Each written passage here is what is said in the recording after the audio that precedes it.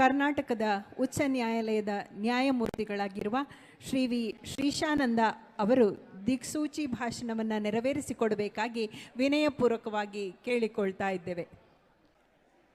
ಸಭೆಗೆ ವಂದನೆಗಳು. ಶ್ರೀ ಗುರುಭ್ಯೋ ನಮಃ. ಹರಿ ಓಂ.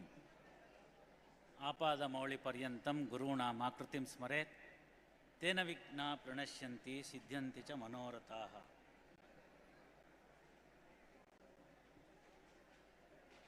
ಕಾರ್ಯಕ್ರಮ ಈಗಾಗಲೇ ಈ ಒಂದು ಗೋಷ್ಠಿ, ಈ ಒಂದು ಸಂದರ್ಭ ಸ್ವಲ್ಪ ತಡವಾಗಿ ಪ್ರಾರಂಭ ಆಗಿದೆ.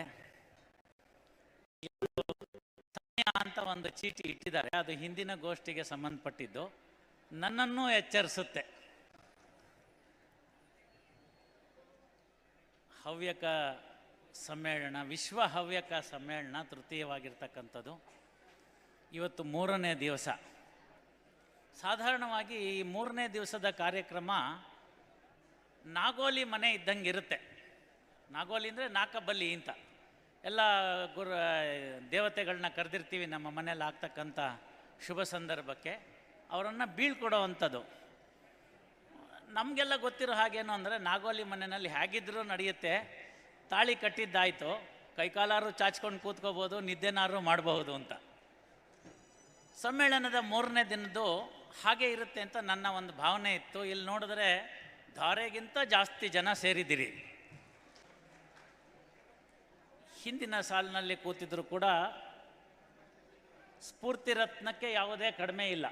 ಅವರವರವರ ಕ್ಷೇತ್ರಗಳಲ್ಲಿ ಸ್ಫೂರ್ತಿಯ ಚಿಲುಮೆಗಳಾಗಿ ಮುಂಭಾಗದಲ್ಲಿ ಕೂತಿರ್ತಕ್ಕಂಥ ಯುವಜನರಿಗೆ ಈ ಭಾಗ ನಿಮ್ಮದಿಗೂ ಇದೆ ಮುಂದಿನ ಸಮ್ಮೇಳನಗಳಲ್ಲಿ ಅಂತ ಆಶೆಯನ್ನು ತೋರಿಸಿರ್ತಕ್ಕಂಥ ಎಲ್ಲ ಹವ್ಯಕ ರತ್ನ ಶಿರೋಮಣಿಗಳೇ. ವೇದಿಕೆ ಮುಂಭಾಗದಲ್ಲಿ ಹಿರಿಯರಿದ್ದೀರಿ. ನಿಮ್ಮ ಮನೆತನದ ಕುಡಿಗಳು ಇಲ್ಲಿ ಹಲವಾರು ರೀತಿಯಲ್ಲಿ ಪಾಲ್ಗೊಂಡು ಸಂಭ್ರಮಿಸಿದ್ದಂಥ ನೋಡಿದಂಥ ಹಿರಿಯರಿದ್ದೀರಿ. ಅಂಬೆಗಾಲಿಡ್ತಿದ್ದಾಗ ನಾನು ಈ ಕ್ಷೇತ್ರಕ್ಕೆ ಬಂದು ನನ್ನ ಕೈ ಹಿಡಿದು ಸ್ಫೂರ್ತಿಯನ್ನು ಕೊಟ್ಟಂಥ ಉಕ್ಕಜೆ ರಾಮಕೃಷ್ಣ ಭಟ್ರಿದ್ದಾರೆ, ಪುತ್ತೂರಾಯರಿದ್ದಾರೆ. ಅವರ ಹಲವಾರು ಸಂವಾದ ಕಾರ್ಯಕ್ರಮಗಳಲ್ಲಿ ನಾನು ಕೂಡ ಸ್ಫೂರ್ತಿಯನ್ನು ಹೊಂದಿದ್ದೇನೆ. ಸ್ನೇಹಿತರಾಗಿರ್ತಕ್ಕಂಥವರು ನನ್ನ ಮುಂದೆ ಶಿರಸಿಯಲ್ಲಿ ನ್ಯಾಯವಾದಿಗಳಾಗಿ ಹಲವು ಪ್ರಕರಣಗಳಲ್ಲಿ ಪಾಲ್ಗೊಂಡು ಈಗ ನನ್ನ ಜೊತೆ ಕರ್ತವ್ಯ ನಿರ್ವಹಿಸ್ತಿರ್ತಕ್ಕಂಥ AR ಹೆಗಡೆ ಅವರಿದ್ದಾರೆ. ಭಾಳಷ್ಟು ಹಿರಿಜೀವಿಗಳನ್ನ ಕಾಣ್ತಾ ಇದ್ದೀನಿ. ಕೆಲವರ ಪರಿಚಯ ಉಂಟು. ಒಬ್ಬೊಬ್ಬರ ಹೆಸರು ತೆಗೆದುಕೊಳ್ತಾ ಹೋಯ್ತು ಅಂತಂದರೆ ಅದಕ್ಕೆ ಸಮಯ ಹಿಡಿದೋಗ್ಬಿಡುತ್ತೆ. ಎಲ್ಲಕ್ಕಿಂತ ಮುಖ್ಯವಾಗಿ ಸಮ್ಮೇಳನದಿಂದ ಕೊಂಡು ಹೋಗಲಿಕ್ಕೆ ಏನಿದೆ ಅಂತ ಬಂದಿರತಕ್ಕಂಥ ಜ್ಞಾನ ಪಿಪಾಸುಗಳು ಬಹಳಷ್ಟು ಜನರಿದ್ದೀರಿ. ನನಗೊಂದು ಕ್ಷಣ ಅನ್ನಿಸ್ತು, ನಾನು ಹೆಂಗೆ ಈ ಸಭೆಗೆ ಸೂಕ್ತ ಅಂತ. ಅದನ್ನು ಕೇಳಿಬಿಟ್ಟೆ ನಾನು, ಯಾರು ನಾನು ಕರೀಲಿಕ್ಕೆ ಬಂದಿದ್ದವರು ಅವ್ರನ್ನ. ಅಲ್ಲ, ನಾನು ಯಾಕೆ ಅಂತ.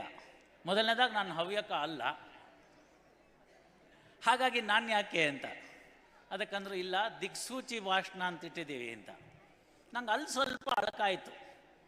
ಯಾಕೆ ಅಳಕಾಯಿತು ಅಂತಂದರೆ, ದಿಕ್ಸೂಚಿ ಯಾವಾಗ ಬರುತ್ತೆ ಅಂದರೆ ದಿಕ್ಕು ತಪ್ಪಿದವರಿಗೆ ಬರುತ್ತೆ. ವಿಶ್ವವಾಣಿ ಪತ್ರಿಕೆ ಅವ್ರು ಹೇಳ್ತಾರೆ ದಿಕ್ಸೂಚಿ ಅಂದ್ರೇನು ಅಂತ. ಯಾರು ದಿಕ್ಕು ತಪ್ಪಿದರೆ ಅವ್ರಿಗೆ ವಾಪಸ್ ಬರಲಿಕ್ಕೆ ಅಂತ. ಸಾಧಾರಣವಾಗಿ ನಾವಿಕರಿಗೆ ಅದು ಆ ವಿಶಾಲವಾದ ಸಮುದ್ರದಲ್ಲಿ ಹೋಗುವಾಗ ಈ ಕಂಪಾಸ್ ಕಂಡುಹಿಡಿಯೋದಕ್ಕೆ ಮುಂಚಿತವಾಗಿ ಇದ್ದಂಥದ್ದು ರಾತ್ರಿ ತನಕ ಕಾಯಬೇಕಾಗಿತ್ತು. ಅವರು ಯಾಕೆ ರಾತ್ರಿ ತನಕ ಕಾಯಬೇಕಾಗಿತ್ತು ಅಂತಂದರೆ, ಸೂರ್ಯ ಅಸ್ತಂಗತನಾದ ನಂತರ ಉತ್ತರ ದಿಕ್ಕಿಗೆ ಕಾಣ್ತಿದ್ದಂಥ ಧ್ರುವತಾರೆ ಅದನ್ನು ಇಟ್ಕೊಂಡು ದಿಕ್ಕನ್ನು ಅಳಿತಿದ್ದಂಥದ್ದು. ಆ ನಂತರ ನಮಗೆ ಕಂಪಾಸ್ ಬಂತು. ಇವತ್ತಂತೂ ಎಲ್ಲರೂ ಮೊಬೈಲಲ್ಲೂ ಇದೆ, ಎಲ್ಲರೂ ವಾಸ್ತು ಎಕ್ಸ್ಪರ್ಟೇ. ಮನೆಗೆ ಹೋಗಿದ ತಕ್ಷಣ ಕಂಪಾಸ್ ಆನ್ ಮಾಡಿಕೊಂಡು ಅಡುಗೆ ಮನೆ ಆಗ್ನೇಯದಲ್ಲಿದೆಯಾ ಅಂತ ನೋಡುವಂಥದ್ದು. ಆ ಥರ ದಿಕ್ಸೂಚಿ ಅಂತ ಪದ ಹಾಕಿದಾಗ ನನಗೆ ಒಂದು ಕ್ಷಣ ಅಳಕು ಉಂಟಾಯಿತು. ಏನಪ್ಪ, ನಾನೇನು ದಿಕ್ಸೂಚಿ ಕೊಡಬಲ್ಲೆ ಅಂತ. ಯಾಕೆಂದರೆ ತಮ್ಮ ತಮ್ಮ ಕ್ಷೇತ್ರಗಳಲ್ಲಿ ಸಮುದಾಯದಲ್ಲಿ ನಾವೊಂದು ಸಣ್ಣ ವಿಚಾರಕ್ಕೋಸ್ಕರ ಕಜೆ ಅವ್ರನ್ನ ವಿಚಾರಿಸಿದಾಗ ಸುಮಾರು 3.5 ಲಕ್ಷ ಜನಸಂಖ್ಯೆ ಇರಬಹುದು ಹವ್ಯಕ ಸಮಾಜದಲ್ಲಿ ಅಂತ ತಿಳಿಸ್ಕೊಟ್ರು. 3.5 ಲಕ್ಷ ಇದ್ದಕ್ಕಂಥ ಒಂದು ಒಂದು ವಿಶಿಷ್ಟವಾಗಿರ್ತಕ್ಕಂಥ ಬ್ರಾಹ್ಮಣರಲ್ಲಿ ಒಂದು ಪಂಗಡವಾಗಿರ್ತಕ್ಕಂಥ ಹವ್ಯಕರಲ್ಲಿ ದಿಕ್ಕು ತಪ್ಪಿದವರು ನನಗೆ ಯಾರೂ ಕಾಣಲೇ ಇಲ್ಲ. ಇದು ಅತಿಶಯೋಕ್ತಿಯಾದ ಮಾತಲ್ಲ. ಕೃಷಿ ಇರ್ಬೋದು, ಅದು ಚರ್ಚೆಗೆ ಬಂತು. ಕೃಷ್ಣ ಭಟ್ರು ಮತ್ತು ನಾನು ಅವರೆಲ್ಲ ಮಾತಾಡ್ತಿರುವಾಗ ಬ್ರಾಹ್ಮಣರಲ್ಲಿ ಕೃಷಿ ಪ್ರಧಾನವಾಗಿರ್ತಕ್ಕಂಥ ಒಂದು ಸಮುದಾಯ ಇದ್ದರೆ ಅದು ಹವ್ಯಕರದು ಅಂತ. ನನಗೆ ಕಾರವಾರಕ್ಕೆ ಹೋಗೋ ತನಕ, ಕಾರವಾರದಲ್ಲಿ ಡಿಸ್ಟಿಕ್ ಜಡ್ಜ್ ಆಗೋ ತನಕ ಹವ್ಯಕರ ಸಂಪರ್ಕ ಕಡಿಮೆ ಇದ್ದರು. ನನ್ನ ಕಾಲೇಜಿನ ಸಮಯದಲ್ಲಿ ಕೆಲವರು ಅವ್ರ ಮನೆಯಲ್ಲೆಲ್ಲ ಏನಿದ್ರು ಜೋನಿ ಬೆಲ್ಲ ಇಸ್ಕೊಳ್ಳೋಕ್ಕೆ ಅಷ್ಟಕ್ಕೆ ಮಾತ್ರ ಸೀಮಿತವಾಗಿತ್ತು. ಅದಾದ ನಂತರ ಏನಾಯಿತು, ಕಾರವಾರಕ್ಕೆ ಹೋದಾಗ ಸಂಪರ್ಕ ಜಾಸ್ತಿ ಆಯಿತು. ಶಿರಸಿ, ಸಿದ್ದಾಪುರ, ಆ ಕಡೆ ಬಂದರೆ ಯಲ್ಲಾಪುರ, ಇದನ್ನೆಲ್ಲ ನೋಡುವಂಥ ಸಂದರ್ಭದಲ್ಲಿ ಅವರ ವಿಶಿಷ್ಟ ಸಂಪ್ರದಾಯಗಳು ಇವನ್ನೆಲ್ಲ ನೋಡಿ ತಿಳ್ಕೊಳ್ಳುವಂಥ ಅವಕಾಶ ಆಯಿತು. ಸ್ವಲ್ಪ ಮಟ್ಟಿಗೆ ನನ್ನ ಪ್ರಕಾರದಲ್ಲಿ ಹವ್ಯಕರದ್ದು ಒಂದು ಗುಂಪಿದೆ, ಹವ್ಯಕರು ಒಂದು ವಿಶಿಷ್ಟ ರೀತಿಯಾದ ಆಚರಣೆಗಳಿದೆ ಅಂತ ಅನ್ನೋದನ್ನು ಚಲನಚಿತ್ರದ ಮುಖಾಂತರ ತಿಳಿಸ್ಕೊಟ್ರು. ರಮೇಶು ಮತ್ತು ಶಿವರಾಜ್ ಕುಮಾರ್ ಬರೋ ತನಕ, ಅಲ್ಲಿ ತನಕ ಹವ್ಯಕರು ಅನ್ನೋದು ನಮ್ಗೆ ಯಾರಿಗೂ ಅಷ್ಟು ಚೆನ್ನಾಗಿ ಪರಿಚಯ ಆಗಿರಲಿಲ್ಲ. ಅದರಲ್ಲೂ ಘಟ್ಟದ ಮೇಲಿನವರಲ್ಲಿ ಒಂದು, ಕೆಟ್ಟದ ಕೆಳಗಿನವರಲ್ಲಿ ಒಂದು ಅಂತ. ಕರಾವಳಿ ಹವ್ಯಕರಲ್ಲಿ ಕೆಲವು ವಿಶಿಷ್ಟ, ಮತ್ತು ಮೇಲ್ಗಡೆ ಶಿರಸಿ, ಸಿದ್ದಾಪುರ, ಯಲ್ಲಾಪುರದಲ್ಲಿ ಒಂದು ವಿಶಿಷ್ಟತೆ. ಇದೆಲ್ಲ ನೋಡಿದಾಗ ನನಗೆ ಗೊತ್ತಾಗಿತ್ತು, ಭಾಷೆ ಕನ್ನಡವೇ ಆದರೂ ಹವ್ಯಕರ ಕನ್ನಡ ವಿಶಿಷ್ಟ. ಊಟ, ತಿಂಡಿ, ನೋಟ, ಆಟ ಪ್ರತಿಯೊಂದರಲ್ಲೂ ಕೂಡ ವಿಶಿಷ್ಟತೆಯನ್ನು ಕಾಣ್ತಕ್ಕಂಥದ್ದು.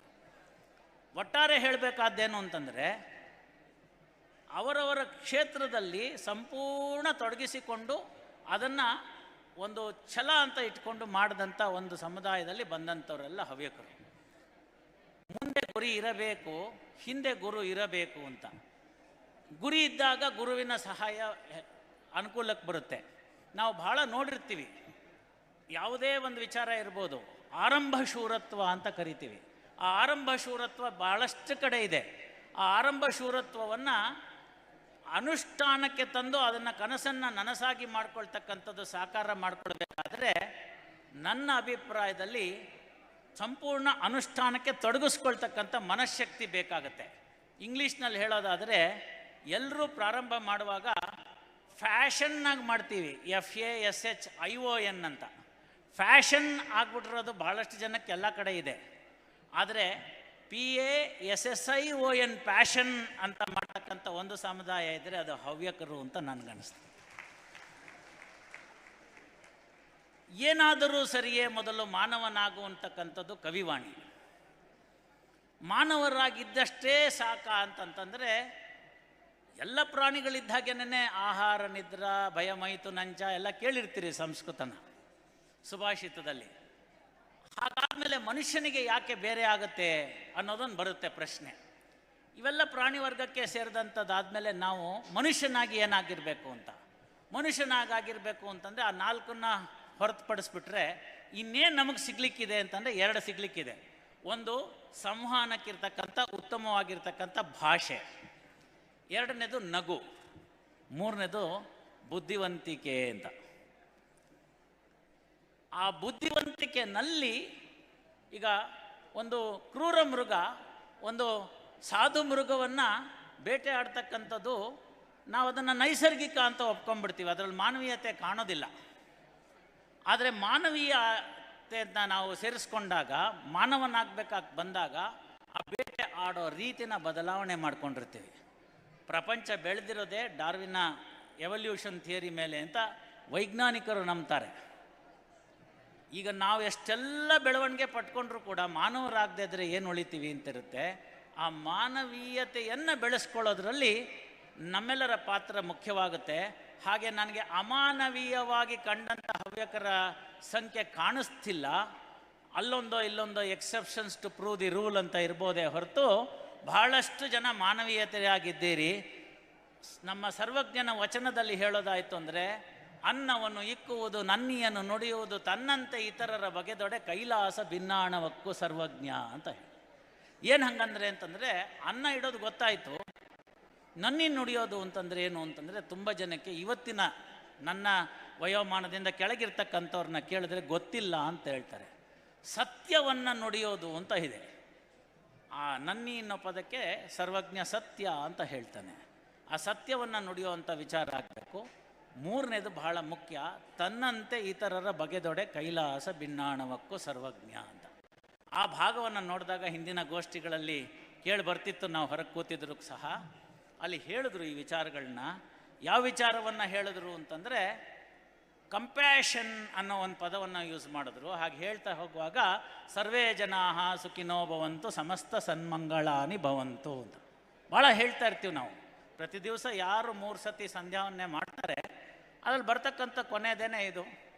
ಆವಾಗ ನಮೋ ಬ್ರಹ್ಮಣ್ಯ ದೇವಾಯ ಗೋಬ್ರಾಹ್ಮಣ ಹಿತಾಯ ಚ ಇದನ್ನು ಹೇಳ್ತೀವಿ ನಾವು, ಹೇಳೋದು ಸಹಜ. ಅಷ್ಟು ಹೇಳಿಬಿಟ್ಟು ನಾವು ನಿಲ್ಲಿಸೋದಿಲ್ಲ. ಸರ್ವೇ ಜನಾಃ ಸುಖಿನೋ ಭವಂತು ಸಮಸ್ತ ಸನ್ಮಂಗಳಾನಿ ಭವಂತು ಅಂತ. ಯಾತಕ್ಕೆ ಅದನ್ನು ನಾವು ಹೇಳ್ತೀವಿ? ನನಗೆ ಹೇಳ್ಬಿಟ್ರೆ ಸಾಕಲ್ಲ ಅಂತಂದರೆ, ಮೊನ್ನೆ ದಿವಸದ ಒಂದು ಅಪಘಾತವನ್ನು ನೆನಪಿಸ್ಕೊಳ್ಳಿ. ನಾನು ಭಾಳ ದಿವಸ ಹೇಳ್ತಾ ಇರ್ತಿದ್ದೆ ಈ ಒಂದು ಉದಾಹರಣೆನ. ಈಗ ಯಾರೋ ಪೊಲೀಸ್ ಆಫೀಸರು ಆ ಉದಾಹರಣೆನ ಮೊನ್ನೆ ಆದಂಥ ಆಕ್ಸಿಡೆಂಟಿಗೆ ನಾನು ಕೊಟ್ಟಂಥ ಮಾತಿಗೆ ಸೇರಿಸಿ ಒಂದು ರೀಲ್ಸ್ ಮಾಡಿರೋದನ್ನು ಯಾರೋ ಹಾಕಿದ್ದಾರೆ ನನಗೇನೆ. ಮೊದಲು ಬೆಂಗಳೂರು ಮಂಗಳೂರು ಹೈವೇಗೋ ಅಥವಾ ಬೆಂಗಳೂರು ಪೂನಾ ಹೈವೇಗೋ ಹೋದರೆ ಮೀಡಿಯನ್ ಇರಲಿಲ್ಲ, ರಸ್ತೆ ಅಷ್ಟೇ ಇತ್ತು. ಒಂದು ವೆಹಿಕಲ್ ಹೋಗ್ತಿತ್ತು, ಒಂದು ವೆಹಿಕಲ್ ಬರ್ತಿತ್ತು. ಸಂಯಮ ಕಾಪಾಡ್ಕೊಂಡಿದ್ವಿ. ಬಹಳ ದೊಡ್ಡ ಒಂದು ಯಾವುದಾದ್ರೂ ವಾಹನ ಬಂದರೆ ಚಿಕ್ಕ ವಾಹನದವರು ತಾನಾಗೆ ಪಕ್ಕಕ್ಕೆ ಸರ್ಕೊಳ್ತಕ್ಕಂಥ ಪದ್ಧತಿ ಇತ್ತು. ಹಾಗೆ ಒಂದು ಅಪ್ನಲ್ಲಿ ಬರ್ತಕ್ಕಂಥ ಏರು ದಾರಿನಲ್ಲಿ ಬರ್ತಕ್ಕಂಥ ವಾಹನ ಬರ್ತಿದ್ರೆ ಇಳಿತಿರ್ತಕ್ಕಂಥ ವಾಹನ ನಿಲ್ಲಿಸಿ ಆ ಏರು ದಾರಿನಲ್ಲಿ ಬರ್ತಕ್ಕಂಥ ವಾಹನಕ್ಕೆ ಜಾಗ ಕೊಡೋದೆಲ್ಲ ಇತ್ತು. ಆ ನಂತರ ಮಾನವನ ಒಂದು ಅದು ಏನು ಧಾವಂತವೋ ನನಗೆ ಗೊತ್ತಿಲ್ಲ, 107 ವರ್ಷ ಬದುಕಿದವ್ರನ್ನ ನಾನು ಇವತ್ತಿಗೂ ಕಣ್ಣು ಕಿವಿ ಮೂಗು ಎಲ್ಲ ಚೆನ್ನಾಗಿರೋರನ್ನ ನೋಡಿದ್ದೇನೆ. ಅವ್ರಿಗೆ ಯಾವ ಧಾವಂತನೂ ಇರಲಿಲ್ಲ, ಅವ್ರಿಗೆ ಯಾವುದು ವೆಹಿಕಲ್ ಬೇಗ ಹೋಗಿ ರೀಚ್ ಆಗೋದು ಬೇಕಾಗಿರಲಿಲ್ಲ. ಇವತ್ತು ಅದೇನೋ 2 ನಿಮಿಷ ಮುಂಚೆ ಹೋಗಿ ಟೋಲಲ್ಲಿ ನಮಗಿಂತ ಹಿಂದಕ್ಕೆ ಬಂದು ಕಾಯ್ತಾ ನಿಂತಿರೋರನ್ನ ನಾನು ನೋಡಿದ್ದೀನಿ. ಹೀಗಿದ್ದಂಥ ಪಕ್ಷದಲ್ಲಿ ನಾವೇನು ಕೇಳ್ಕೊತಾ ಇದ್ವಿ ಅಂತಂದರೆ, ಬೆಳಗ್ಗೆ ಎದ್ದು ನನಗೆ ಒಳ್ಳೆ ಬುದ್ಧಿ ಕೊಡು, ಸರಿಯಾಗಿ ಡ್ರೈವಿಂಗ್ ಮಾಡೋ ಅಂಥ ಒಂದು ಒಳ್ಳೆ ಬುದ್ಧಿ ಕೊಡು, ಕ್ಷೇಮವಾಗಿ ನನ್ನ ಮನೆ ಸೇರಲಿ ಅಂತಿತ್ತು.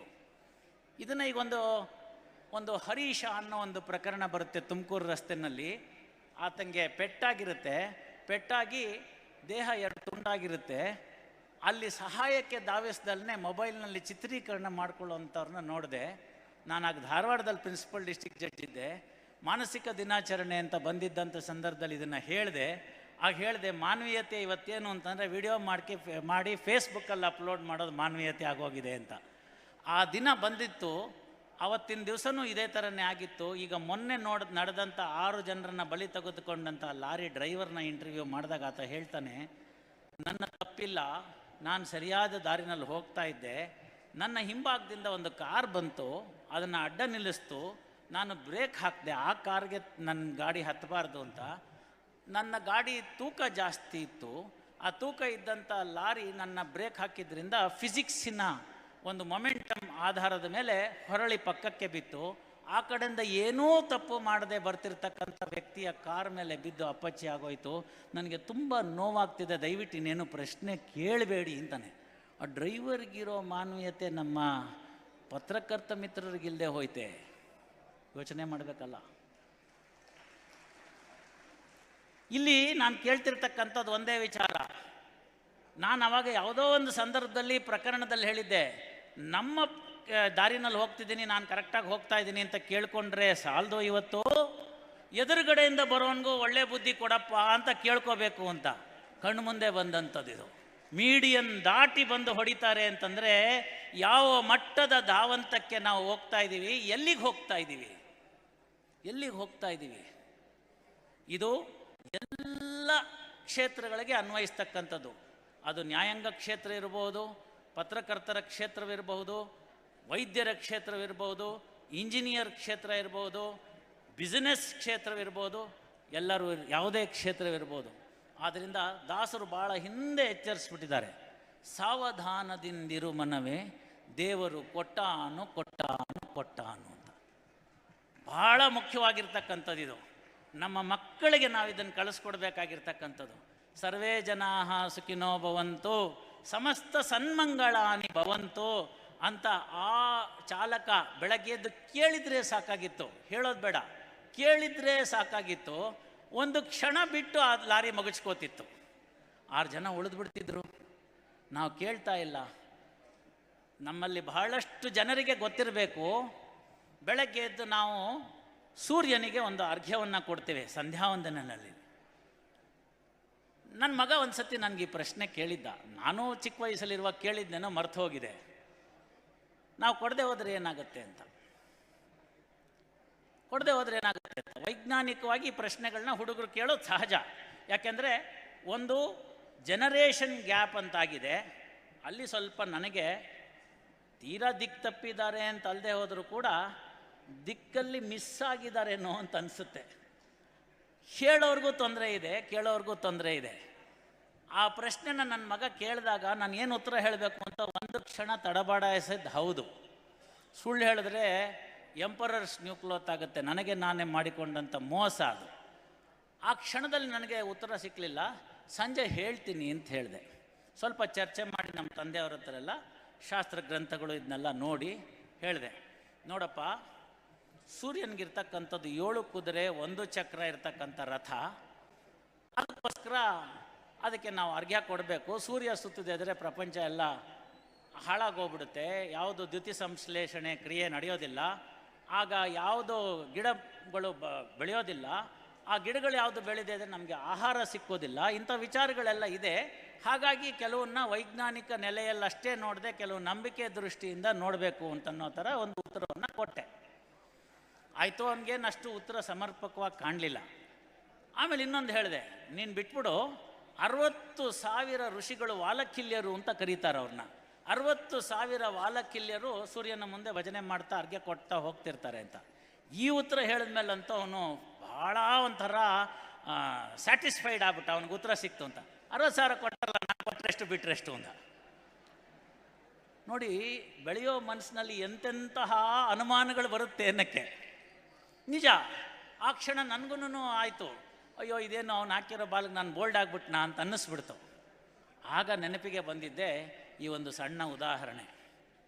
ಅಕ್ಬರನಿಗೆ ತನ್ನ ಪ್ರಜೆಗಳ ಮೇಲೆ ಅತ್ಯುನ್ನತವಾಗಿರ್ತಕ್ಕಂಥ ಪ್ರಾಮಾಣಿಕತೆ ಬಗ್ಗೆ ನಂಬಿಕೆ ಇತ್ತು. ನಾನು ಹೇಳ್ತಾ ಇದ್ದೀನಿ, ನಂಬಿಕೆ ಇತ್ತು. ಆದರೆ ಅದನ್ನು ಅಲ್ಲ ಅಂತ ಹೇಳುವಂಥ ಧೈರ್ಯ ಯಾರಿಗೂ ಇರಲಿಲ್ಲ. ಆಗ ಇದು ಹೌದು ಅಂತ ಅಕ್ಬರ ಅಂದ. ಬೀರ್ಬಲ ತನಗೆ ಚೇಷ್ಟೆ ಮಾಡೋ ಬುದ್ಧಿಯಿಂದ, ಹೆಂಗೆ ಹೇಳ್ತೀರಿ, ಎಷ್ಟೋ ಜನ ಇಲ್ದಲ್ನೇನು ಇರ್ಬೋದು, ಅಪ್ರಾಮಾಣಿಕರು ಇರ್ಬೋದು. ಸ್ವಲ್ಪ ಅಕ್ಬರನ ಕೋಪ ಬಂತು, ಇದಕ್ಕೊಂದು ಪರೀಕ್ಷೆ ಇಡೋಣ ಅಂತ ಹೇಳಿ ಪರೀಕ್ಷೆ ಇಟ್ಟು. ಏನು ಪರೀಕ್ಷೆ? ನಾಳೆ ಈಗೊಂದು 3-4 ದಿವಸದಲ್ಲಿ ನನ್ನ ಮಗ ಯುವರಾಜ ಪಟ್ಟಾಭಿಷೇಕ ಇದೆ. ಅದರ ಸಂಬಂಧವಾಗಿ ಒಂದು ದೊಡ್ಡ ಪೀಪಾಯಿ ತರಿಸ್ಬಿಡೋಣ, ಅಲ್ಲಿ ಇಡಿಸ್ಬಿಟ್ಟು ಒಂದು ಅಟ್ಟಣಿಗೆ ಕಟ್ಟಿಸ್ಬೇಡ. ಈ ಕಡೆಯಿಂದ ಎಲ್ಲರೂ ಅವ್ರ ಮನೆಯಿಂದ ಒಂದೊಂದು ಲೋಟ ಹಾಲು ತಂದು ಹಾಕಬೇಕು, ಆ ಕಡೆಯಿಂದ ಇಳಿದು ಹೋಗಬೇಕು. ನಾವು ನಂತರದಲ್ಲಿ ಅದಕ್ಕೆ ದ್ರಾಕ್ಷಿ ಗೇರ್ಪಪ್ಪು ಎಲ್ಲ ಹಾಕಿ ಒಳ್ಳೆ ಪಾಯಸ ಮಾಡಿಸಿ ಇಡೀ ಜನದವ್ರಿಗೆಲ್ಲ, ರಾಜ್ಯದವ್ರಿಗೆಲ್ಲ ಹಂಚೋದು, ಪ್ರತಿಯೊಬ್ಬರು ಇದರಲ್ಲಿ ಪಾಲ್ಗೊಳ್ಬೇಕು ಅಂತ ಹೇಳಿ ಡಂಗೂರ ಸಾರಿಸಿ ಅಂತ ಹೇಳಿದ್ರು. ಆಯಿತು, ಎಲ್ರಿಗೂ ಒಪ್ಪಿಗೆ ಆಯಿತು. ಒಪ್ಪಿಗೆ ಆದಮೇಲಿಂದ ಅದರಂತೆ ಎಲ್ಲ ಒಪ್ಕೊಂಡ್ರು, ಎಲ್ಲ ಸಿದ್ಧವಾಯಿತು. ದೊಡ್ಡ ಅಟ್ಟಣಿಗೆ, ಆ ಎತ್ತರದ ಪೀಪಾಯಿ, ಎಲ್ಲರನ್ನು ಪಾಲ್ಗೊಳ್ಬೇಕು ಅಂತ ರಾಣಿ ವಾಸದ ಹತ್ರನೇ ಇಟ್ಟರು. ಯಾಕೆಂದರೆ ಬೇಗಂಗಳೆಲ್ಲ ಮೇಲಿಂದನೇ ಹಾಕಲಿ ಅನ್ನೋ ಉದ್ದೇಶದಿಂದ ಎಲ್ಲ ಆಯಿತು. ಮೊದಲು ರಾಜ ಹಾಕಿದ್ರು, ಆನಂತರ ಬೇಗಂಗಳೆಲ್ಲ ಹಾಕಿದ್ರು, ನಂತರ ಮಂತ್ರಿಗಳು, ಹಾಗೆ ಎಲ್ಲರನ್ನೂ ಹತ್ತಿದ್ರು. ಕೊನೆ ತನಕ ಎಲ್ಲರೂ ಹತ್ತಿದ್ರು, ಆ ಕಡೆಯಿಂದ ಇಳ್ಕೊಂಡು ಹೊಟ್ಟೋದ್ರು. ಪ್ರಾರಂಭ ಆಗುವಾಗ ಸಂಜೆ 6 ಗಂಟೆ ಮೇಲೆ ಅಮಾವಾಸ್ಯೆ ದಿವಸ ಇಟ್ಟಿದ್ರು. ಯಾರು ಅಂತ ಐಡೆಂಟಿಟಿ ಗೊತ್ತಾಗಬಾರ್ದಲ್ಲ, ಎಲೆಕ್ಷನಲ್ಲಿ ವೋಟ್ ಹಾಕ್ತೀವಲ್ಲ ಹಾಗೆ. ಸರಿ ಆಯಿತು, ಅದೆಲ್ಲ ಗೊತ್ತಾಯಿತು, ಎಲ್ಲ ಮಾಡಿದ್ರು, ಎಲ್ಲರೂ ಹಾಕೋದ್ರು. ಮಾರನೇ ದಿನ ಎಲ್ಲ ಅವರೆಲ್ಲ ಬಂದರು, ಬಾಣಸಿಗರು. ಬಂದಾದ್ಮೇಲಿಂದ ಪಾಯಸ ಮಾಡಬೇಕು, ಹಾಲಿನ ಪೀಪಾಯಿ ತೆಗೀರು ಅಂತಾರೆ. ಬರೇ ನೀರು, ಇದೇನಿದು ಬರೇ ನೀರಿದೆಯಲ್ಲ ಅಂತ ಹೇಳ್ಬಿಟ್ಟು ಅಂತ ಭಾಳ ಯೋಚನೆ ಆಯಿತು. ಏನು ಕರೆಸಿದಿರಿ, ಏನು ಡಂಗುರ ಹೊಡಿಸಿದಿರಿ, ನೋಡಿ ಒಂದು ಸರ್ತಿ ಅಂತ. ಇಲ್ಲ, ಹಾಲು ಅಂತ ಸ್ಪಷ್ಟವಾಗಿತ್ತು. ಎಲ್ಲ ಆಯಿತು, ಇದರಲ್ಲೇನೋ ಮೋಸ ಆಗಿದೆ ಅಂತ ಅಕ್ಬರನಿಗೆ ಅರ್ಥ ಆಯಿತು. ಅರ್ಥ ಆದಮೇಲೆ ಬೀರ್ಬಲ್ನ ಕರೆಸ್ರಿ ಅಂದರು. ಅವನಿಲ್ಲ, ಎಲ್ಲೋ ತಪ್ಪಿಸ್ಕೊಂಡ್ಬಿಟ್ಟಿದ್ದಾನೆ. ಮನೆಗೆ ಕಳಿಸಿ ಹುಡುಕಿಸಿ ಕರೆದ್ರು. ಆಗ ಬೀರ್ಬಲ ಬರ್ತಾನೆ. ಬಂದಮೇಲೆ ಹೇಳ್ತಾನೆ, ಎಲ್ಲರ ಮುಂದೆ ನಿಮಗೆ ಅವಮಾನ ಆಗಬೇಕೋ ಇಲ್ಲ ಪ್ರೈವೇಟಲ್ಲೋ ಅಂತ.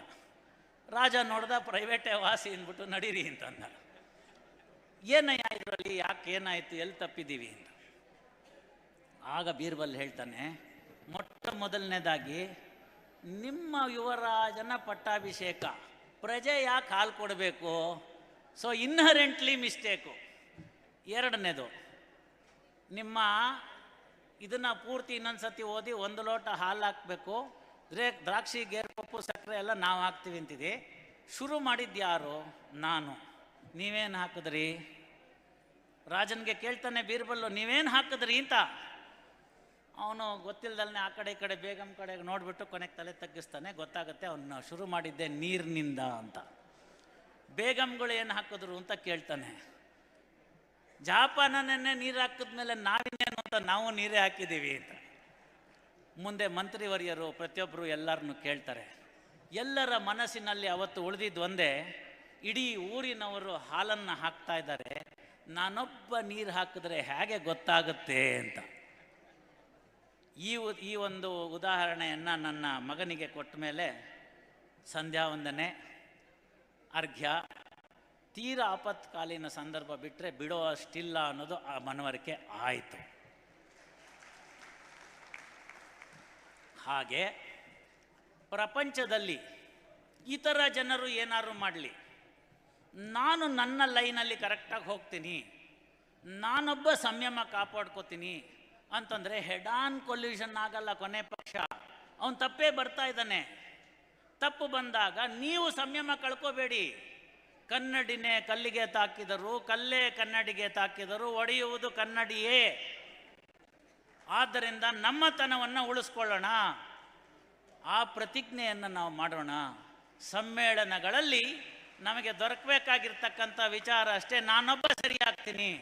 ಪ್ರತಿಯೊಬ್ಬರು ಅವ್ರವ್ರು ಸರಿಯಾಗ್ಬಿಟ್ಟಿದ್ರೆ ಅವತ್ತಿನ ದಿವಸ ಪೀಪಾಯಿನಲ್ಲಿ ಹಾಲು ಉಕ್ಕಿ ಹರಿಬೇಕಾಗಿತ್ತಲ್ವಾ? ಹಾಗಾಗಿ ಸಣ್ಣತನದ FASHIONಗೆ ಹೋಗದಲ್ಲೇ PASSION ಪ್ಯಾಷನ್ನಿಂದ ದೇವರನ್ನು ಬೇಡ್ಕೊಳ್ಳೋಣ. ಆ ಭಗವಂತ ನಂಬಿದವ್ರನ್ನ ಎಂದಿಗೂ ಕೈ ಬಿಟ್ಟಿಲ್ಲ. ನೀವು ಹಿಂದಿನ 2 ಗೋಷ್ಠಿಗಳಲ್ಲಿ ನೋಡಿದ್ದೀರಿ, ಅವರ ಯಶೋಗಾಥೆಗಳನ್ನು ಕೇಳಿದ್ದೀರಿ, ಎಷ್ಟು ಸಂದರ್ಭಗಳು ಉಂಟಾಯಿತು ಅಂತ ಕೇಳಿದ್ರಿ. ಪ್ರಪಂಚದಾದ್ಯಂತ ಎಷ್ಟು ತೊಂದರೆಗಳನ್ನು ಒಳಪಟ್ಟರು ಅಂತ ನೋಡಿದ್ವಿ. ಯಾವ ವಿಶ್ವವನ್ನೇ ತನ್ನ ಬಯೋಲಾಜಿಕಲ್ ವಾರಿಂದ ಚೈನಾದವರು ಹಾಳು ಮಾಡಬೇಕು ಅಂತ ಯೋಚನೆ ಮಾಡಿದರು, ಅಂತಹ ಒಂದು ಬಯೋಲಾಜಿಕಲ್ ವಾರ್ನ ಮೆಟ್ಟಿ ನಿಂತಂಥ ದೇಶ ಇದಾಗಿದೆ. ಯಾಕೆಂದರೆ ಎಲ್ಲರೂ ಒಳ್ಳೆಯದಾಗಲಿ ಅಂತ ಕೇಳ್ಕೊಂಡ್ವಿ. ಅಲ್ಲಿ ಕೋವಿಡ್ನಲ್ಲಿ ಟ್ರೀಟ್ಮೆಂಟ್ ಮಾಡ್ತಿದ್ದಂಥ ಡಾಕ್ಟ್ರು ಅರ್ಧ ಗಂಟೆನಲ್ಲಿ ಸತ್ತು ಹೋಗ್ತಾರೆ. ನಮ್ಮ ಚಿಕ್ಕಪ್ಪ, ಚಿಕ್ಕಮ್ಮ, ದೊಡ್ಡಮ್ಮ, ಸ್ನೇಹಿತ, ನಮ್ಮ ಊರಿನವರು ಎಷ್ಟೋ ಜನ ಬಲಿ ಆಗ್ಬಿಟ್ರು. ನನಗೆ ಆ ಪ್ರಶ್ನೆ ಸಂದರ್ಭದಲ್ಲಿ ಕೇಳಿದ್ರು, ಅಲ್ಲ ರೀ, ತಿರುಪತಿ ತಿಮ್ಮಪ್ಪನಿಗೆ ಕ್ಲೋಸ್ ಮಾಡಿಬಿಟ್ರು, ನಿಮ್ಮ ದೇವರು ಒಂದು ಕೋವಿಡ್ನ ತಡ್ಕೊಳ್ಳಿಲ್ಲ, ಇನ್ನು ನಿಮ್ಮನ್ನು ತಡ್ಕತಾನ ಅಂತ. ನಾನು ಹೇಳಿದೆ, ಕ್ಲೋಸ್ ಮಾಡಿದ್ರಿಂದ ಇಷ್ಟೇ ಜನ ಸತ್ತಿದ್ದು, ಕ್ಲೋಸ್ ಮಾಡದೇ ಇದ್ದರೆ ಜಾಸ್ತಿ ಜನ ಸಾಯ್ತಿದ್ರು ಅಂತ. ಹೇಗೋ ಇರಲಿ, ಭಗವಂತ ಯಾವಾಗಲೂ ಕೂಡ ಕಲಿಯುಗದಲ್ಲಿ ಸಾಕ್ಷಾತ್ ಅವತಾರವನ್ನು ತಾಳಲಾರ. ಹಾಗಾಗಿ ನಮಗೆ ಕೋವಿಡ್ಡಿನ ವಾರಿಯರ್ಸ್ ಮುಖಾಂತರ, ವೈದ್ಯಕೀಯ ಮಹಾನುಭಾವರುಗಳ ಮುಖಾಂತರ, ಗಿರಿಧರ್ ಕಜೆ ಅವರ ಮುಖಾಂತರ ಎಲ್ಲರನ್ನು ಪುನಃ ನಮಗೆ ಪುನರ್ಜೀವನ ಕೊಟ್ಟಿದ್ದಾನೆ. ಇಲ್ಲಿರ್ತಕ್ಕಂಥವರೆಲ್ಲ ಅದೃಷ್ಟವಂತರು. ಈ ಕಾರ್ಯಕ್ರಮವನ್ನು ವರ್ಚುವಲ್ ನೋಡ್ತಿರ್ತಕ್ಕಂಥವರೆಲ್ಲ ಕೂಡ ಅದೃಷ್ಟವಂತರು. ಯಾಕೆಂದರೆ ನಮಗೆ ಸೆಕೆಂಡ್ ಲೈಫ್ ಬಂದಿದೆ. ಹಿಂದಿನ ಲೈಫ್ನಲ್ಲಿ ಮಾಡಿದಂಥ ತಪ್ಪುಗಳನ್ನ, ಅಂದರೆ ಪ್ರೀ ಕೋವಿಡ್ ಮಾಡಿದಂಥ ತಪ್ಪುಗಳನ್ನು ಪೋಸ್ಟ್ ಕೋವಿಡಲ್ಲಿ ಮಾಡಬೇಡಿ. ಕೋವಿಡ್ಡೋ ಇನ್ಯಾವುದೋ ವಿಡ್ಡು ಇನ್ನೊಂದು ಸತಿ ಬರಲ್ಲ ಅಂತ ಗ್ಯಾರಂಟಿ ಏನು? ಅಂತಕನ ದೂತರಿಗೆ ಕಿಂಚಿತ್ತೂ ದಯವಿಲ್ಲ ಅಂತ ದಾಸರು ಎಚ್ಚರಿಸ್ತಾ ಇರ್ತಾರೆ. ತಾಸು ಬಾರಿಸುತ್ತಿದೆ ಕೇಳಿದೆಯಾ ಅಂತ ಹೇಳ್ತಾರೆ. ಆದದ್ದಾಯ್ತು, ಇನ್ನಾದರೂ ಒಳ್ಳೆ ಹಾದಿ ಹಿಡಿಯೋ ಪ್ರಾಣಿ ಅಂತ ದಾಸರು ಎಚ್ಚರಿಸ್ತಾರೆ. ಯಾರೂ ಸಂಗಡ ಬಾಹೋರಿಲ್ಲ ಅಂತ ಕನಕದಾಸರು ಅವತ್ತಿನ ICU ಚಿತ್ರವನ್ನು ನಮ್ಮ ಮುಂದೆ ಕೊಟ್ಟರು. ಹೇಗೆ ಕೊಟ್ಟರು ಅವರು ಅವತ್ತಿನ ICU ಚಿತ್ರ ಅಂತ ಹೇಳಿದ್ರೆ, ಸುತ್ತಲೂ ಕುಳಿತಿದ್ದ ಮಿತ್ರ ಬಾಂಧವರೆಲ್ಲ ಹೊತ್ತು ಹೋಯಿತು ಹೊರಗೆ ಹಾಕೆನುವರು, ಹಿತ್ತಲ ಕಸಕ್ಕಿಂತ ಕಡೆಯಾಯಿತಿ ದೇಹ ಹೊತ್ತುಕೊಂಡೊಯ್ದು ಅಗ್ನಿಯಲ್ಲಿ ಬಿಸಿಡುವರು, ಯಾರೂ ಸಂಗಡ ಬಾಹೋರಿಲ್ಲ. ಇದೆಲ್ಲ ನಮಗೆ ದಿಕ್ಸೂಚಿ ಆಗಬೇಕಲ್ವಾ? ದಿಕ್ಕು ತಪ್ಪಿದ್ದೀವಿ ಅಂತ ನಾನು ಯಾರನ್ನೂ ಹೇಳ್ತಿಲ್ಲ. ದಿಕ್ಕಿನಲ್ಲಿ ಅಷ್ಟೋ ಇಷ್ಟೋ ಆಚೆ ಕಡೆ ಮೇನ್ ರೋಡ್ ಬಿಟ್ಬಿಟ್ಟು ಸೈಡ್ ರೋಡ್ಗೆ ಇಳಿದಿದ್ರೆ ಪುನಃ ಮೇನ್ ರೋಡ್ಗೆ ಬನ್ನಿ ಅಂತ ಅನ್ನೋದಕ್ಕೆ ಇವೆಲ್ಲ ನಮಗೆ ಇರ್ತಕ್ಕಂಥ ಮಾರ್ಗಗಳಾಗಬೇಕಾಗತ್ತೆ. ಅಷ್ಟೇನು ಅಷ್ಟಕ್ಕೆ ನಿಲ್ಲಿಲ್ಲ ವಿಚಾರ. ಹಾಗಾದರೆ ಅಲ್ಲಿ ಏನು ತೊಗೊಂಡು ಹೋಗ್ಬೋದು ನಾವು ಅಂತ ಎಲ್ಲರೂ ಹೇಳ್ತಾರೆ. ಅಲೆಕ್ಸಾಂಡರ್ ಆದಿಯಾಗಿ ಹೇಳ್ಬಿಟ್ಟ, ಅವನ ಕೈನ ಹೊರಗಡೆ ಇಟ್ಬಿಟ್ಟು ನಾನೇನು ತರಲಿಲ್ಲ ಅಂತ ಹೇಳ್ಕೊಂಡು ಹೋದಂತಂದು ತೋರಿಸೋದಕ್ಕೋಸ್ಕರ ಅಂತ ಅಲೆಕ್ಸಾಂಡರ್ ಹೇಳ್ದ. ಹಾಗಾದರೆ ನಾವೇನು ಅಂತಂದರೆ ನಾವು ಹೇಳಿದ್ದೀವಿ ಅದನ್ನ ತೊಗೊಂಡೋಗಲ್ಲ ಅಂತ ಗೊತ್ತು. ನಿಮ್ಗೆಲ್ಲರಿಗೂ ಗೊತ್ತಿಲ್ಲದೆ ಇರೋವಂಥ ಗುಟ್ಟನ್ನು ಕನಕದಾಸರು ಹೇಳ್ಕೊಟ್ಬಿಟ್ರು. ಒಂದನ್ನು ತೊಗೊಂಡು ಹೋಗ್ಬೋದು, ಇಲ್ಲಿಂದ ಒಂದನ್ನು ತೊಗೊಂಡು ಹೋಗ್ಬೋದು, ನ್ಯಾಯವಾಗಿ ಎರಡು ತೊಗೊಂಡು ಹೋಗ್ಬೋದು. ನಾನು ಒಂದರ ಮೇಲೆ ಮಾತ್ರ ಜಾಸ್ತಿ ಆಸೆ ಇದೆ. ಏನು ತೊಗೊಂಡು ಹೋಗ್ಬೋದು ಇಲ್ಲಿಂದ ಅಂದರೆ ಪಾಪ ಪುಣ್ಯ, ಅದನ್ನು ತೊಗೊಂಡು ಹೋಗ್ಬೋದು. ಅದರಲ್ಲಿ ಪಾಪ ಇಲ್ಲೇ ಬಿಡೋಣ, ಪುಣ್ಯ ತೊಗೊಂಡು ಹೋಗೋಣ. ಹೇಗೆ ವೆಸ್ಟರ್ನ್ ಯೂನಿಯನ್ ಮನಿ ಟ್ರಾನ್ಸ್ಫರ್ ಅಲ್ಲಿ ಇಲ್ಲ ರೀ, ಇಲ್ಲ, ಯಾವುದು ದುಡ್ಡು ಇಲ್ಲಿಂದ ತೊಗೊಂಡು ಹೋಗೋಕ್ಕಾಗೋದಿಲ್ಲ. ಏನು ತೊಗೊಂಡು ಹೋಗೋಕ್ಕಾಗದೇ ಇದ್ರೆ ಏನು ಮಾಡ್ಬೋದು ಅಂತಂದರೆ, ಬೆಳಗ್ಗೆ ಸಂಧ್ಯಾವನ್ನೇ ಮಾಡುವಾಗ ಸರ್ವೇ ಜನ ಸುಖಿನೋ ಭವಂತು ಅಂತೀವಲ್ಲ, ಅದು ಒಂದು. ದೊಡ್ಡವ್ರಿಗೆ ಕಾಲಿಗೆ ನಮಸ್ಕರಿಸಿರ್ತಕ್ಕಂಥದ್ದು 2, ದೀರ್ಘಾಯುಷ್ಮಾನ್ ಭವ ಅಂತ ಹೇಳಿಸ್ಕೊಳ್ಳೋದು 3, 4ನೇದು ಸಮಾಜದಲ್ಲಿ ಯಾರು ಕೆಳಸ್ತರದಲ್ಲಿ ಇದ್ದು ತೊಳಲಾಡ್ತಾ ಇದ್ದಾರೆ ಅವರನ್ನು ಕೈಯಿಂದ ಹಿಡಿದೆತ್ತಿ ಊಟ ಕೊಡೋಕ್ಕಾಗದಿದ್ರೆ ಬೇಡ ನಾನು ನಿಮ್ಮ ಜೊತೆ ಇದ್ದೀನಿ ಅಂತ ಉಪವಾಸ ಇರ್ತೀವಲ್ಲ, ಅದು 4. ತಂದೆ ತಾಯಿಯನ್ನು ವೃದ್ಧಾಶ್ರಮಕ್ಕೆ ಬಿಡದೆ ನಾಳೆ ಬೆಳಗ್ಗೆ ಕರ್ನಾಟಕದಲ್ಲಿರ್ತಕ್ಕಂಥ ಎಲ್ಲ ವೃದ್ಧಾಶ್ರಮಗಳು ಬಂದಾಯಿತು ಅಂತಂದರೆ ಅದಕ್ಕಿಂತ ಇನ್ಯಾವುದು ವೆಸ್ಟರ್ನ್ ಯೂನಿಯನ್ ಮನಿ ಟ್ರಾನ್ಸ್ಫರೇ ಇಲ್ಲ. ತೀರಾ ಕೈಲಾಗದೇ ಇದ್ದಾಗ ನಾವು ಕೂಡ ಅದನ್ನು ಅನುಭವಿಸಿದ್ದೀವಿ, ಮಾಡಿದ್ದೀವಿ. ಆಗ ಸಮಾಜ ಈ ಥರ ನಡ್ಕೊಂಡಿರಲಿಲ್ಲ. ಕಾಶಿ ಯಾತ್ರೆಗೆ ಹೋಗಬೇಕು, ನಮ್ಮ ತಂದೆ ವಯಸ್ಸಾಗಿದ್ದರೆ ಕಣ್ಣು ಕಾಣಕ್ಕಾಗಲ್ಲ, ನೀವು ನಿಮ್ಮಲ್ಲಿ ಒಂಚೂರು 4 ತುತ್ತು ಅನ್ನ ಹಾಕ್ಕೊಂಡು ಇಟ್ಕೊಂಡಿರ್ತೀರ ಅಂತಂದರೆ ಇಟ್ಕೊಂಡಂಥ ಪುಣ್ಯಾತ್ಮರುಗಳನ್ನ ನಾನು ನೋಡಿದ್ದೀನಿ. ಎಲ್ಲಿ ಹೋಯ್ತು ಆ ಮಾನವೀಯತೆ ಇವತ್ತು? ಕಾಶಿ ಯಾತ್ರೆ ಮಾಡೋದು ಅಂತ ಹೇಳ್ತಿದ್ರು. ಕಾಶಿ ಯಾತ್ರೆ ಮುಗಿಸ್ಕೊಂಡು ಬಂದಮೇಲೆ, ಬದರಿ ಯಾತ್ರೆ ಮುಗಿಸ್ಕೊಂಡು ಬಂದಮೇಲೆ ಅವ್ರ ಕಾಲಿಗೆ ನಮಸ್ಕಾರ ಮಾಡ್ತಿದ್ರು. ಸ್ನೇಹಿತರೆ, ಈಗಿನ ಥರ ಯಾವ ಬ್ಯಾಂಕ್ ಲಾಕರು ಇರಲಿಲ್ಲ. ಅಷ್ಟೋ ಇಷ್ಟೋ ತನಗೆ ಕೊಟ್ಟಿದ್ದಂಥ ವರೋಪಚಾರದಲ್ಲಿ ಬಂದಿರತಕ್ಕಂಥ ಬೆಳ್ಳಿ ಬಂಗಾರ, ದೇವ್ರ ಮನೆ, ಸಾಲಿಗ್ರಾಮ, ವಿಗ್ರಹಗಳು ತಲೆತಲಾಂತರದಿಂದ ಬಂದಿರತಕ್ಕಂಥದ್ದು, ಇಂಥದನ್ನು ಪಕ್ಕದ ಮನೇಲಿ ಇಟ್ಟು ಹೋಗಿರ್ತಿದ್ರು. ನಾ ತಮಾಷೆಗೆ ಹೇಳ್ತಿರ್ತಿದ್ದೆ, ನಮ್ಮಲ್ಲಿ ಒಂದು ಬೇಲ್ಮೆಂಟ್ ಅಂತ ಬರುತ್ತೆ ಯಾವುದರಲ್ಲಿ, ಕಾನೂನಿನ ವಿಚಾರದಲ್ಲಿ. ಅದನ್ನು ಬೇಲ್ಮೆಂಟ್ ಅಂತಂದರೆ ಇಸ್ಕೊಂಡು ವಾಪಸ್ಸು ಭದ್ರತೆಯಿಂದ ಕೊಡ್ತಕ್ಕಂಥದ್ದು ಅಂತ. ಕಾಶಿ ಯಾತ್ರೆ ಬದರಿ ಯಾತ್ರೆ ಮಾಡಿ ವಾಪಸ್ ಬಂದಾಗ ಅದನ್ನು ಅದೇ ರೀತಿಯಲ್ಲಿ ಸ್ವಚ್ಛವಾಗಿ ಮರಳಿಸಿ ಕೊಡೋದಿತ್ತಲ್ಲ, ಅದು ಇನ್ನೊಂದು ಪುಣ್ಯ ಅಲ್ಲಿ ಬರ್ತಕ್ಕಂಥದ್ದು. ಇವತ್ತು ನಾವು ಯಾವ ಮಟ್ಟಕ್ಕೆ ಬಂದಿದ್ದೀವಿ ಅಂತ ಹೇಳಿದ್ರೆ, ಪಕ್ಕದ ಮನೇಲಿ ಬೀಗ ಹಾಕಿದ್ದಾರೆ, ನಮಗೆ ಗೊತ್ತಾಗಿದೆ ಅವ್ರ ಮನೇಲಿ ಬರ್ಗ್ಲರ್ಸ್ ಅಲಾರಂ ಇಟ್ಟಿದ್ದಾರೆ, ಹೊಡ್ಕೊಂಡಿದೆ, ನಾವು ಅವ್ರಿಗೆ ತಿಳಿಸೋ ಪ್ರಯತ್ನ ಮಾಡ್ತಿಲ್ಲ. ಸಿಮೆಂಟಿನ ಗೋಡೆ ಅಲ್ಲ ಅದು, ಇಟ್ಟಿಗೆಯ ಗೋಡೆ ಅಲ್ಲ ಅದು, ನಾವಾಗೇ ನಿರ್ಮಿಸಿಕೊಂಡಂಥ ವರ್ಚುವಲ್ ಗೋಡೆ. ಇರೋದು 3.5 ಲಕ್ಷ ಜನ, 2.5 ಲಕ್ಷ ಜನ. ಇಡೀ ಭಾರತದಾದ್ಯಂತ ನಾವು 3.5% ಇರ್ತಕ್ಕಂಥವ್ರು. ಯಾಕೆ ಸಿಮೆಂಟು ಮತ್ತು ಇಟ್ಟಿಗೆ ಗೋಡೆಗಳನ್ನ ಕಟ್ಕೋತೀರಿ? ಆ ಕಟ್ಟಡಗಳನ್ನ ಒಡೆದು ಹಾಕಿ ಅದೇ ಸಿಮೆಂಟು ಇಟ್ಟಿಗೆಗಳಿಂದ ನಿಮ್ಮ ಮನೆಯಿಂದ ಅವರ ಮನೆಗೆ ಒಂದು ಬ್ರಿಡ್ಜನ್ನು ಕಟ್ಟಿ, ಆಗ ಅದು ಯಾರು ಬಂದು ನಮ್ಮನ್ನು ತಡಿತಾರೋ ನೋಡೋಣ. ಒಂದು ಪ್ರವಾಹೋಪಾದಿಯಲ್ಲಿ ಈ ಸದ್ಗುಣಗಳು ಬರಬೇಕು. ಕನಕದಾಸರು ಅದನ್ನು ಹೇಳ್ತಾರೆ ಗುಟ್ಟನ್ನು ಹೇಳುವಾಗ ಏನು ಹೇಳ್ತಾರೆ ಅಂತಂದರೆ, ಹರಣ ಹಿಂಗುವ ಮುನ್ನ ಹರಿಯ ಸ್ಮರಣೆ ಮಾಡಿ ಪರಗತಿಗೆ ಸಾಧನವ ಮಾಡಿಕೊಳ್ಳೋ ಕರುಣಾನಿಧಿಗಾಗಿ ನೆಲೆಯಾದಿ ಕೇಶವ. ಇಂತಹ ಒಂದು 400-500 ವರ್ಷದ ಕೆಳಗಡೆಗೆ ಕನಕದಾಸರು ಕೊಟ್ಟಂಥ ಕಾಲು ಅಂದಿಗಿಂತ ಇಂದು ಪ್ರಸ್ತುತ ಅಂತ ನಾನು ಭಾವಿಸ್ತೇನೆ. ಇಂತಹ ಸಂದರ್ಭಗಳಲ್ಲಿ ನಮ್ಮ ಮಕ್ಕಳಿಗೆ, ಅಕ್ಕಪಕ್ಕದವರಿಗೆ ಎಲ್ಲರನ್ನೂ ನನ್ನವರು ಅಂತ ಒಪ್ಪಿಕೊಳ್ಳಬೇಕಾಗಿರ್ತಕ್ಕಂಥದ್ದಕ್ಕೆ ಸುಮ್ಮನೆ ವಸುದೈವ ಕುಟುಂಬಕಂ ಅಂತ ಅಂದ್ಬಿಟ್ಟು ಘೋಷವಾಕ್ಯಗಳಿಗೆ ನಿರ್ಮಿಸಿದಲ್ಲೇ ಇಂತಹ ಸಮಾರಂಭಗಳಲ್ಲಿ ಸಣ್ಣ ಪುಟ್ಟ ತಕರಾರುಗಳು ಬಂದಿರಬಹುದು, ಸಣ್ಣ ಪುಟ್ಟ ಭಿನ್ನಾಭಿಪ್ರಾಯಗಳು ಮನೆಯಲ್ಲಿ ಬಂದಿರ್ಬೋದು, ಊರಿನಲ್ಲಿ ಬಂದಿರ್ಬೋದು, ಅಕ್ಕಪಕ್ಕದ ಮನೆಗಳಲ್ಲಿ ಬಂದಿರ್ಬೋದು. ಇಂತಹ ಸಮಾರಂಭಗಳು ಅಂತಹ ಎಲ್ಲ ದಿಕ್ಕು ತಪ್ಪಿದವರನ್ನು ಪುನಃ ಮುಖ್ಯ ರಸ್ತೆಗೆ ಕರೆದುಕೊಂಡು ಬರುವಂತಹ ವೇದಿಕೆ ಆಗಬೇಕು ಅಂತ ನನ್ನ ಭಾವನೆ. ಆ ಆಶೋತ್ತರವನ್ನು ತಾವೆಲ್ಲರೂ ಕೂಡ ಈಡೇರಿಸ್ಕೊಡ್ತೀರಿ. ನಾನು 4ನೇ ಹವ್ಯಕ ಸಮ್ಮೇಳನಕ್ಕೆ ಬಂದು ಮಾತಾಡೋಂತಾದರೆ ಇದರಲ್ಲಿರ್ತಕ್ಕಂಥ ಅಂತಹ ಭಿನ್ನಾಭಿಪ್ರಾಯದಲ್ಲಿ ಕೇವಲ 5% ಕಡಿಮೆ ಆಗಿದ್ದರೆ ಇವತ್ತಿನ ನನ್ನ ಸಮಯ ನಿಮ್ಮಲ್ಲಿಟ್ಟಿದ್ದಕ್ಕೆ ಸಾರ್ಥಕ ಅಂತ ಭಾವಿಸ್ತೇನೆ. ಇನ್ನು ನ್ಯಾಯಾಂಗ ಕ್ಷೇತ್ರಕ್ಕೆ ಬರುವಾಗ ಈ ಥರ ವಿಚಾರಗಳನ್ನೆಲ್ಲನೂ ನಾವು ತಿಳ್ಕೊಂಡ್ವಿ. ಹಲವಾರು ಸಾಧಕರನ್ನ ನೀವು ನೋಡಿದ್ರಿ, ಹಲವಾರು ಸಾಧಕರ ಬಗ್ಗೆ ನೀವು ಕೇಳಿದ್ರಿ. ನನಗೆ ತಿಳಿದ ಮಟ್ಟಿಗೆ ಕೆಲವು ಸಾಧಕರನ್ನ ಇಲ್ಲಿ ನಾನು ನೆನೆಸ್ಕೊಳ್ದೇ ಇದ್ದರೆ ತಪ್ಪಾಗುತ್ತೆ. ಯಾಕೆ ಅಂತಂದರೆ ಅವರು ಹವ್ಯಕರಾಗಿದ್ದರು ಅಂತ. ಜಸ್ಟಿಸ್ NDV ಭಟ್ ಇರ್ಬೋದು, GN ಸಭಾಹಿತರು ಇರ್ಬೋದು, ಅವರ ಮಕ್ಕಳಾಗಿರ್ತಕ್ಕಂಥ VG ಸಭಾಹಿತ್ ಇರ್ಬೋದು, ಆ ನಂತರದಲ್ಲಿ ಗೋವಿಂದ ಭಟ್ ಮತ್ತು ಶಿವಶಂಕರ್ ಭಟ್ರು ಇರ್ಬೋದು. ಇವರೆಲ್ಲರೂ ಕೂಡ ನಮ್ಮ ಈಗಿನ ಪಂಡಿತರು ಕೂಡ, ಜೋಶಿ ಅವರು ಕೂಡ, ಹಾಗಾಗಿ ಮುಂದೆ ಕೂತಿರ್ತಕ್ಕಂಥ ಅನಂತರಾಮ್ ಹೆಗಡೆ ಅವರು, ಇವರೆಲ್ಲರೂ ಕೂಡ ಅದೇ ಸಮುದಾಯದಿಂದ ಬಂದವರು.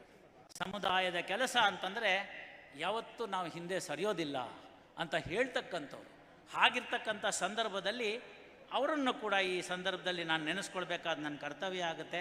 ಗೋವಿಂದ ಭಟ್ರವರು ಲಾ ಸೆಕ್ರೆಟರಿಗಳಾಗಿದ್ದರು. ಅವರು ಆಗ ಹಾಕಿಕೊಟ್ಟಂಥ ಕೆಲವು ಫಾರ್ಮೇಟ್ಸ್ ಏನಿದೆ ಇವತ್ತಿಗೂ ಕೂಡ, ಇಂದಿನಿಗೂ ಕೂಡ ಲಾ ಸೆಕ್ರೆಟ್ರಿಯೇಟ್ನಲ್ಲಿ ಅದನ್ನು ಮಾಡಲ್ಲ ಅಂತ ಇಟ್ಕೋತಾರೆ. ಎಲ್ಲಿ ಇದ್ದಂಥ ಗೋವಿಂದ ಭಟ್ರು ಎಲ್ಲಿಗೆ ತಲುಪಿದ್ರು ಅನ್ನೋದನ್ನು ನಾವು ನೋಡ್ತಾ ಇರ್ತೇವೆ. ಮುಂದೆ ದೇವರ ಕೆಲಸ, ಒಂದು ನಾಡು ನೋಡಿ ಕಟ್ಟುವ ಕೆಲಸ, ಇಂಥದ್ದೆಲ್ಲ ಬಂದಾಗ ಕೂಡ ಹವ್ಯಕರು ಹಿಂದೆ ಬಿದ್ದಿಲ್ಲ. ತಮ್ಮ ತಮ್ಮ ಕ್ಷೇತ್ರಗಳು ಅಂತ ಹೇಳಿದೆ. ಹಾಗೆ ಹೇಳಿದಂಥ ಸಂದರ್ಭದಲ್ಲಿ ರಾಮ ಜನ್ಮಭೂಮಿ ಪ್ರಕರಣ ನಡೆಸುವಾಗ ಆಗಿನ ಸರ್ಕಾರದಲ್ಲಿ ಇದ್ದಂಥ KN ಭಟ್ ಇರ್ಬೋದು, KM ನಟರಾಜ್ ಅವರು ಇರ್ಬೋದು, ಇವರೆಲ್ಲ ಕೂಡ ತಮ್ಮ ಸಹಯೋಗವನ್ನು ಕೊಟ್ಟಿದ್ದಾರೆ ಅಂತ ಈ ಸಂದರ್ಭದಲ್ಲಿ ನಾನು ಅತ್ಯಂತ ವಿನಯಪೂರ್ವಕವಾಗಿ ನೆನಪಿಸಿಕೊಳ್ಳಲು ಇಚ್ಛಿಸ್ತೇನೆ. ಆಯೋಜಕರು ನನಗೇನು ಸಮಯದ ಮಿತಿ ಹಾಕಿಲ್ಲ, ಆದರೆ ಸಂಯಮ, ಎಲ್ಲರ ಸಮಯ ಮುಖ್ಯ. ಈಗಾಗಲೇ ನಾವು ಸಾಕಷ್ಟು ಸಮಯವನ್ನು ಕಳೆದಿದ್ದೇವೆ. ನನ್ನ ಈ 4 ನುಡಿಗಳು ತಮಗೆ ಹೇಗೆ ಒಪ್ಪುತ್ತೋ ಗೊತ್ತಿಲ್ಲ. ಅದಕ್ಕೂ ಕೂಡ ನಮ್ಮ ಶಾಸ್ತ್ರದಲ್ಲೇ ಹೇಳಿಬಿಟ್ಟಿದ್ದಾರೆ, ಯದ್ರೋಚತೆ ತದ್ಗ್ರಾಹ್ಯಂ ಎನ್ನ ರೋಚತೆ ತತ್ಯಾಜ್ಯಂ ಸುಖೇನ ಭೋಕ್ತವ್ಯಂ ಅಂತ. ಅಂದರೆ ನಾನು ಹೇಳಿದ್ರಲ್ಲಿ ತಮ್ಮಗಳ ಮನಗಳಿಗೆ ಯಾವುದು ಒಪ್ಪಿಕೊಳ್ಳಲು ಮನಸ್ಸಿಗೆ ಇಚ್ಛೆಗೆ ಬಂತೋ ಅಂಥದ್ದನ್ನು ಒಪ್ಪಿಕೊಂಡಿದ್ದನ್ನು ಅಪ್ಪಿಕೊಳ್ಳಿ. ಯಾವುದು ನಿಮ್ಮ ಮನಸ್ಸಿಗೆ ಇಚ್ಛೆಗೆ ಬರಲಿಲ್ವೋ ಅದನ್ನು ಸಂಪೂರ್ಣವಾಗಿ ತ್ಯಜಿಸತಕ್ಕಂಥ ಸ್ವಾತಂತ್ರ್ಯ ತಮಗೆ ಇದೆ ಅಂತ ಹೇಳಿ, ಯಾವುದನ್ನು ಒಪ್ಪಿಕೊಂಡಿದ್ದೀರೋ, ಯಾವುದನ್ನು ಅಪ್ಪಿಕೊಂಡಿದ್ದೀರೋ ಅದನ್ನು ಸುಖೇನ ಭೋಕ್ತವ್ಯಂ ಅಂತ ಅನುದಿನ ಅನುಕ್ಷಣ ಬರೆದಿಟ್ಕೊಂಡು ಮನೆಗಳಲ್ಲಿ ಪಾಲನೆ ಮಾಡ್ತೀರಾ ಅನ್ನೋ ಭರವಸೆಯೊಂದಿಗೆ, ನಾನು ಕೂಡ ಸಣ್ಣ ಪ್ರಮಾಣದ ಸ್ವಾರ್ಥಿ. ಈ ಕೆಲವು ಹೊತ್ತುಗಳು, ಕೆಲವು ಗಂಟೆಗಳು ನಿಮ್ಮ ಈ ಸ್ಥಳದಲ್ಲಿ ನಾನು ಕಳೆದಿದ್ದು ನನ್ನ ಜೀವನದಲ್ಲಿ ಮರಳಿ ಬರೋದಿಲ್ಲ. ಅದನ್ನು ನಾನು ಪ್ರೀಮಿಯಂ ಅಂತ ಕಟ್ಟಿದ್ದೇನೆ. ಆ ಪ್ರೀಮಿಯಂ ಅಂತ ಕಟ್ಟಿದ ಮೇಲೆ ನನಗೆ ಡಿವಿಡೆಂಡ್ ಬರಬೇಕಲ್ವ? ಆ ಡಿವಿಡೆಂಡು 4ನೇ ಹವ್ಯಕ ವಿಶ್ವ ಸಮ್ಮೇಳನದಲ್ಲಿ ಪ್ರೀತಿಪೂರ್ವಕವಾಗಿ, ಕಲುಷಿತ ವಾತಾವರಣಗಳಿಲ್ಲದೆ, ಬಿಟ್ಟು ಹೋದ ಸಂಬಂಧಗಳು ಬೆಸುಗೆಯಾಗಿ, ಮನಸ್ತಾಪಗಳು ಕೊನೆಯಾಗಿ ಆ ಮಹಾಬಲೇಶ್ವರನಲ್ಲಿ ಅರ್ಪಿತವಾಗುತ್ತೆ ಅಂತ ನೆನೆಸ್ತಾ ತಮ್ಮೆಲ್ಲರಿಗೂ ಸಾಷ್ಟಾಂಗ ಪ್ರಣಾಮ. ಯೂಟ್ಯೂಬ್ ಚಾನಲ್ನಲ್ಲಿ ಚಲನಚಿತ್ರನ ತುಣುಕಿಗಿಂತಲೂ ಹೆಚ್ಚಿನ ಫಾಲೋವರ್ಸ್, ವ್ಯೂವರ್ಸ್ ಇರುವುದು ಜಸ್ಟಿಸ್ ಶ್ರೀಶಾನಂದ ಅವರ ಕೋರ್ಟ್ ಕಲಾಪದ ತುಣುಕಿಗೆ. ಅವರ ನಡೆಯಲ್ಲಿನ, ನುಡಿಯಲ್ಲಿನ, ಕೃತಿಯಲ್ಲಿನ ಸ್ಫೂರ್ತಿಯ ದಿಕ್ಸೂಚಿಗೆ ಕೈ ಜೋಡಿಸಿ ನಮಿಸುತ್ತಾ